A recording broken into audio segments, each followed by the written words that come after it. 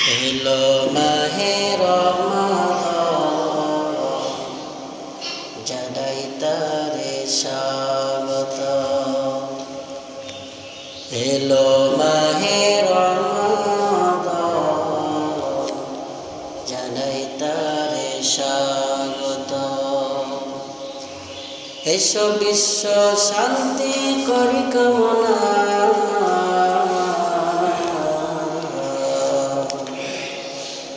এসো বিশ্ব শান্তি করি কামনা, নিয়ে আমলি চেতনা।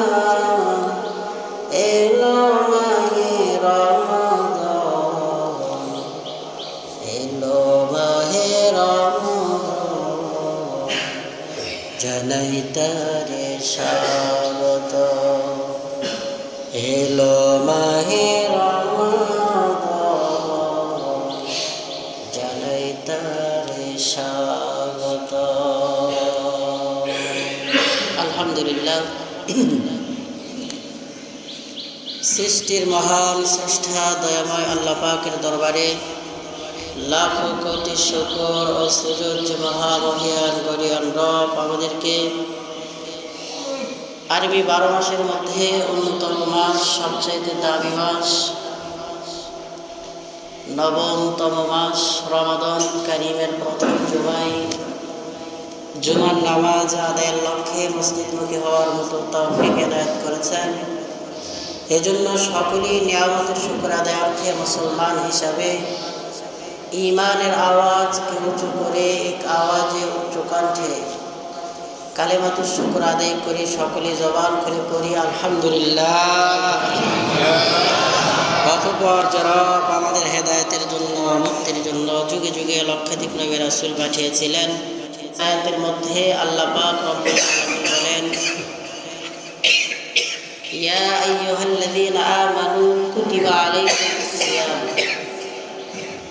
কামা কুতিবা আলাল্লাযীনা মিন ক্বাবলিকুম লাআল্লাকুম তাত্তাকুন। হে ঈমানদারগণ, কুতিবা আলাইকুমুস সিয়াম, তোমাদের উপরে আমি আল্লাহ পাক রব্বুল আলামিন সিয়ামকে ফরজ করে দিয়েছি, অর্থাৎ রমজান মাসের রোজাকে ফরজ করেছি। কামা কুতিবা আলাল্লাযীনা মিন ক্বাবলিকুম, যেমনইভাবে আমি রব ফরজ করেছিলাম তোমাদের পূর্ববর্তীদের উপর। কেন? লাআল্লাকুম তাত্তাকুন, যাতে করে তোমরা মুত্তাকি তাকওয়াবান হতে পারো। আল্লাহ পাক রব্বুল আলামিন বললেন, হে ঈমানদারগণ, আমি তোমাদের উপরে সিয়ামকে ফরজ করে দিয়েছি। সিয়াম শব্দের শাব্দিক অর্থ হলো বিরত থাকা। কি থাকা? কথা বলেন। সিয়াম শব্দের শাব্দিক অর্থ হলো বিরত থাকা। এই রোজা রাখছি না আমরা, এই রোজার আরবি ভাষা হলো সিয়াম, নামাজের আরবি ভাষা হলো সালাত। তাহলে আল্লাহ পাক রব্বুল আলামিন এখানে বললেন, কুতিবা আলাইকুমুস সিয়াম, আমি রব তোমাদের জন্য রমজানের রোজাকে ফরজ করলাম। তার মানে সিয়াম মানে রোজা। সিয়াম শব্দের শাব্দিক অর্থ হলো বিরত থাকা। আর আরবি 12 মাসের মধ্যে অন্যতম মাস রমজান। রমজান শব্দের শাব্দিক অর্থ হলো জ্বালিয়ে পুড়িয়ে ছারখার করে দেওয়া, ছাই বানিয়ে দেওয়া। তার মানে পুরা বছরের সমস্ত গুনাহকে আমলের দ্বারা জ্বালিয়ে পুড়িয়ে ছাই করে দেওয়ার নামই হলো রমজান। আর সিয়াম শব্দের শাব্দিক অর্থ হলো বিরত থাকা। কি থেকে বিরত থাকা? সুবহে সাদিক থেকে শুরু করে সূর্যাস্ত পর্যন্ত। সুবহে সাদিক বলা হয় এই যে সাহরি খাওয়ার সময় আজকে 12তে শেষ হলো, 5টা 12তে। তো আজান কিন্তু হয়েছে 4 থেকে 5 মিনিট পরে। 13, 14, 15, 16, 17তে আজকে আজান দিয়েছে। তো এই যে সুবহে সাদিক থেকে শুরু করে সূর্যাস্ত পর্যন্ত, অর্থাৎ সূর্য ডোবা পর্যন্ত, যখন 5টা 12 ঘড়িতে বেজেছে, মসজিদ থেকে এলান হয়েছে যে সাহরি খাওয়ার সময় শেষ। সাহারি খাওয়ার সময় শেষ। সাহারি না সেহরি? কথা বলেন, সাহারি না সেহরি? সেহরি হচ্ছে বাংলাতে, আর আরবিতে হচ্ছে সাহারি। সেহের শব্দের শাব্দিক অর্থ হলো জাদু। জাদু কি খাওয়া যায়? অনেকে জাদু করলেই কিন্তু অবস্থা ওর খারাপ হয়ে যায়। জাদু করছে তো বাড়িতে মন আর টেকে না। জাদু করছে, অনেক সময় দেখা যায় কুফরি কালাম দিয়ে জাদু টোনা করে। তো যে ব্যক্তির নামে জাদু করা হয় তার অবস্থা ওর খারাপ হয়ে যায়। এজন্য আমরা শেষ রজনীতে বরকতপূর্ণ খাবার খাই, প্রতিপূর্ণ খাবার খাই। এই খাবারের নাম সেহরি নয়, এই খাবারের নাম হলো সাহারি। কি নাম? আরবি তো এমন শব্দ যে জের জবরের উল্টা পাল্টা হইলে অর্থের বিকৃতি ঘটে যায়। এজন্য আমরা সেহরি খাই না, আমরা সাহারি খাই। কি খাই? জোরে বলেন, কি খাই? সিন হা জবর সাহারি, আর বাংলাতে দ্বন্দ্ব সহায়কের সা হস, সাহারি। তো সেহরি বললেই জাদু খাই না, আমরা বরকতপূর্ণ খাবার খাই। আর এই বরকতপূর্ণ খাবারের নাম হলো সাহারি। খাওয়ার সময় শেষ। আজকে 5:12 হয়েছে, তো মসজিদে 3-4 মিনিট পরে আজান হয়ে গেছে। তো যেই সমস্ত মসজিদগুলোতে সাহারি খাওয়ার সময় শেষ হওয়ার সঙ্গে সঙ্গে আজান দিয়েছে, তাদের ফজরের নামাজ হয় না। খুব বোঝার বিষয়। ইমাম সাহেব তো নিয়োগ দেন সবচেয়ে কম যেখানে পাওয়া যাবে সেখানে। এখন ইমাম সাহেব ঘড়ির টাইম বুঝুক আর না বুঝুক, নামাজের সূরা কেরাত পারুক আর না পারুক, রমাদানুল কারিমে কখন আজান দিতে হয়, কখন সাহারি থেকে মানুষকে বিরত রাখতে হয়, কখন ইফতারির জন্য মানুষকে সায়েদ দেওয়া হয়, এগুলো জানি না। এমন মানুষকে আমরা দায়িত্ব দিয়ে রাখি, ফলে আমাদের নামাজ রোজা সব বরবাদ হয়ে যায়। তো যারা অক্ত আসার পূর্বে যদি কোনো ব্যক্তি আজান দিয়ে দেয়, জোয়ার নামাজের অক্ত আসতে হলো 12টা 5 থেকে 10-এর মধ্যে, 5 থেকে 8-এর মধ্যে, 10-এর মধ্যে ধরে। তা আমি যদি 11টার দিকে আজান দেই, ওই আজান দিয়ে যদি জুমার নামাজ পড়ি, নামাজ হবে? কারণ ইন্নাস সালাতা কানাত আলাল মুমিনিনা কিতাবাম মাওকুতা, নামাজ নির্দিষ্ট সময় বান্দার উপরে ফরজ করা হয়েছে। এজন্য অনেক জায়গায় হয়তো আজান দিয়েই ফেলে, তাদের আজানে নামাজ আদায় করা যাবে না। রোজা হলো সুবহে সাদিক থেকে শুরু করে এই যে মাঝখানে 5 মিনিট সময় বিরত, এটা দিনের অংশ নয়, রাতেরও কোনো অংশ নয়।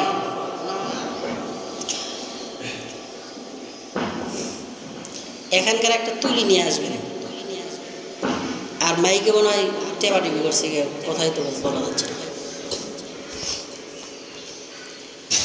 তো সুবহে সাদিক থেকে শুরু করে সূর্যাস্ত পর্যন্ত সমস্ত প্রকার খাওয়া এবং পান করা।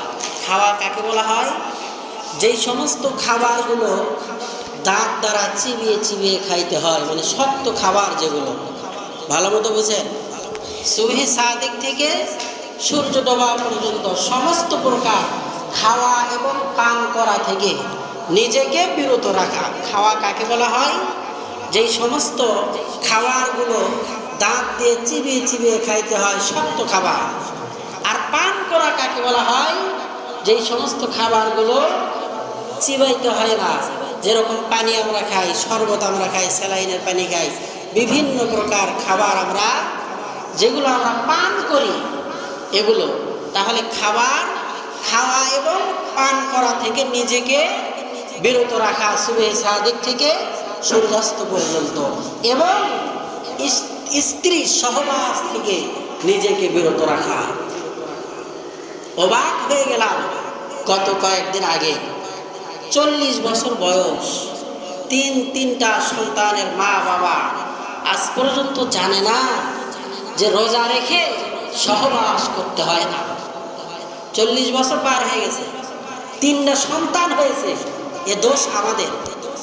আমরা সর্বে মসজিদের মিম্বর থেকে এই সমস্ত জটিল মাসআলাগুলো বলতে পারি না। কিতাবওয়ালা লিখতে শরম করলো না, আর আমি এখানে বলতেই শরম করলাম যে রোজা রেখে স্ত্রী সহবাস করা হারাম, যে ব্যক্তি করবে তার রোজা ভঙ্গ হয়ে যাবে। দোষ এগুলো, মানুষকে আমরা সচেতন করতে পারি নাই। কিতাবওয়ালা লিখতে শরম পায় না, আর আমরা ইমাম খতিবরা বলতে পারো শরম পায়, তা আমাদের ব্যর্থতা। তো রোজা বলা হয় সমস্ত প্রকার খাওয়া এবং পান করা এবং সর্বোপরি ভোগ থেকে নিজেকে বিরত রাখার নামই হলো রোজা। তাহলে রোজা শব্দের শাব্দিক অর্থ কি? বিরত থাকা। সকলেই বলেন রোজা শব্দের শাব্দিক অর্থ, সবাই জবান খোলেন, বিরত থাকা। কি থাকা? কি থেকে বিরত থাকা? খাওয়া পান এবং সর্বোপরি ভোগ থেকে নিজেকে বিরত রাখার নামই হলো রোজা। এ মাস আল্লাহ পাক রব্বুল আলামিন এত দামি করে বানিয়েছেন যে যেই ব্যক্তি আকেল, বালেক এবং মুসলমান, আকেল, বালেক আর মুসলমান, এই তিন ব্যক্তি ছাড়া কারো উপরে রোজা ফরজ নয়। আকেল, যেই ব্যক্তি জ্ঞান সম্পূর্ণ, যেই ব্যক্তি দুনিয়াদারি সব কিছু বোঝে, পাগলের উপরে রোজা ফরজ নয়। কথা বলেন, পাগলের উপরে। আকেল মানে জ্ঞানী, মানে যেই ব্যক্তি সব কিছু বোঝে, জানে, বোঝে, সব বোঝে, দুনিয়াদারি সব বোঝে, এই ব্যক্তিকে বলা হয় আকেল। তাহলে আকেল যারা, তাদের উপরেই রমাদানুল কারীমের রোজাকে আল্লাহ পাক রব্বুল আলামিন ফরজ করে দিয়েছেন। এরপরে বালেক যারা বালেক 7 বছর থেকে, অর্থাৎ বালেক হয় কখন মানুষ? বালেক হয় কখন? মানে শরীয়তের আহকাম একটা মানুষের উপরে অর্পিত হয় কখন? সে বালেক হয় যখন। আর বালেক কাকে বলা হয়? সর্বপ্রথম স্বপ্ন দোষ যার হয়ে যায় তাকে বালেক বলা হয়। অনেকের আকেল বালেক বুঝি না বালেক কি। বালেক যেই ব্যক্তির সর্বপ্রথম যেদিন থেকে তার বয়স যদিও 7 বছর বয়সেও কেউ বালেক হতে পারে, 10 বছরেও কেউ হতে পারে, 12তম বছরেও কেউ হতে পারে, 15 বছরেও অনেকে আছে বালেক হয়ে যায়। তবে বর্তমান সিচুয়েশন অনুযায়ী 10 বছরের আগে চলবে বালেক হয়ে যায়। তো এখন থেকেই রমাদানুল কারীমের রোজা তার উপরে ফরজ হয়ে যায়। আর একটা হলো মুসলমান হওয়া। মুসলমান হওয়া, যে ব্যক্তি মুসলমান নয় তার উপরে রমজানের রোজা ফরজ নয়। এই জন্য 3 ব্যক্তির উপরে রোজা ফরজ। 1 নম্বর আকেল, বালেক আর মুসলমান। গ্রাসুন, আমরা যারা শরীয়তের আহকামের মধ্যে এসে গিয়েছি, পড়েছি, সবাইকে রোজা রাখতে হবে। রমজান মাস এমন দামি একটি মাস, যে মাসে একটি নফল ইবাদত ফরজ ইবাদতের সমপরিমাণ। একটি ফরজ ইবাদত 70টি ফরজ ইবাদতের সমপরিমাণ।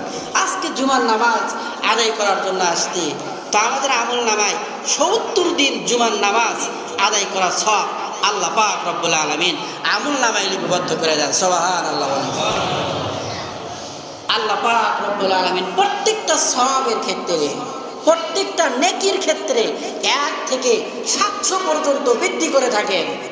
যে ব্যক্তি রমাদানুল কারীমে একটি নেকির কাজ করবে, আল্লাহ পাক 1-এর বদলাতে কমে 700 গুণ দান করবে। কমে আসসামুলি ওয়া আনা আজজি বিহি। আল্লাহ পাক বলেন, রমজান মাসের ইবাদত বন্দেগীর সওয়াব আমি রব নিজ আমার কুদরতি হাতে লিপিবদ্ধ করি, ফেরেশতাদের দ্বারা না, আমার নিজ হাতে আমি লিখি আমার বান্দার সওয়াব। তাহলে আল্লাহ পাক যত আজিম, যত বড়, আল্লাহ পাকের দেওয়াও তত বড়। কমে আল্লাহ পাক রব্বুল আলামিন 700 গুণ দান করে। রমজান মাস শাহরুর রমাদান উনজিলা ফীহিল কুরআন, কোরআন নাজিলের মাস। কোরআন নাজিলের মাস হলো রমজান মাস। এজন্য আমরা মসজিদে তো খতম তারাবি হলোই না, তো আমরা কমসে কম আমরা পুরো রমজান মাসে একটি তো কোরআন খতম দিতে পারি কিনা? প্রত্যেক নামাজের পরে যদি আপনি 4 পৃষ্ঠা করে পড়েন, 4 পৃষ্ঠা করতে কয় মিনিট সময় লাগবে? আমাদের 2-3 মিনিট সময় লাগবে। যারা একটু আস্তে আস্তে পড়ে, বড় জোর 10 মিনিট। প্রত্যেক নামাজের পরে যদি 4 পৃষ্ঠা করে পড়ে, 4 5 20, 1 পারা হয়ে গেছে। সহজ পদ্ধতি একেবারে। যে ব্যক্তি রমজান মাসে 1 খতম কোরআনুল কারীমের তেলাওয়াত করবে, আল্লাহ পাক কমে তার আমল নামায় 700 কোরআনের সওয়াব দান করবে। সুবহানাল্লাহ।